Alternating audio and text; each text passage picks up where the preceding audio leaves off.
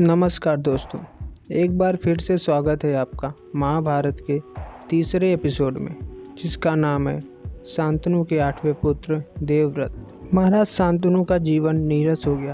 कभी वो रानी गंगा की यादों में खो जाते, कभी अपने पुत्रों को याद करके गमगीन हो उठते, कभी 8वें पुत्र के आगमन की प्रतीक्षा में व्याकुल हो उठते। कभी भी उनके मन को चैन नहीं था। राज्यकार्य की ओर से वे विमुख हो चुके थे। कभी कभी जब उनका हृदय बहुत अधिक बेचैन हो जाता तो गंगा नदी के तट पर जाकर बैठ जाते और घंटों तक उसकी लहरें को निहारते रहते। फिर जी हल्का हो जाने पर वापस महल लौट आते। एक दिन महाराज शांतनु जो ही गंगा तट पर पहुँचे तो वहाँ उन्होंने एक किशोर को देखा जिसके हाथों में धनुष बाण था।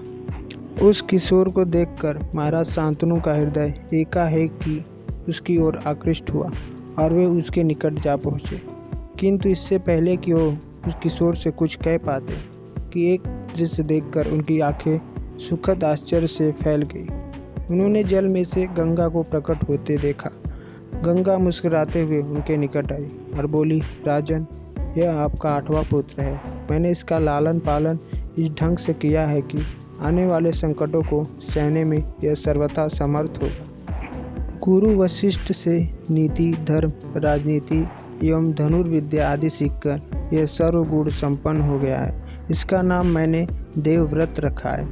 जाओ पुत्र। गंगा ने देवव्रत के सिर पर हाथ रखा और आशीर्वाद देकर बोली, आज से तुम सुखपूर्वक अपने पिता के संरक्षण में रहो और इन्हें भी सुखी करो। इतना कहकर गंगा अंतर्ध्यान हो गई।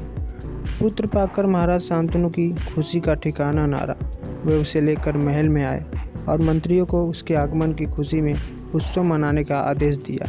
फिर दूसरे दिन ही राज्य सभा बुलाकर उन्होंने देवव्रत को युवराज घोषित कर दिया। देवव्रत बड़ा ही वीर और साहसी था।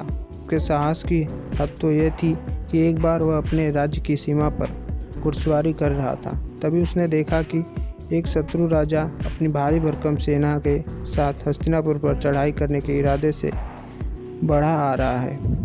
तब उसने न केवल उस राजा की सेना को तहस नहस कर डाला, बल्कि राजा को भी बंदी बनाकर अपने पिता के समक्ष प्रस्तुत किया। ऐसे वीर पुत्र को पाकर महाराज शांतनु का मस्तक गर्व से तन गया।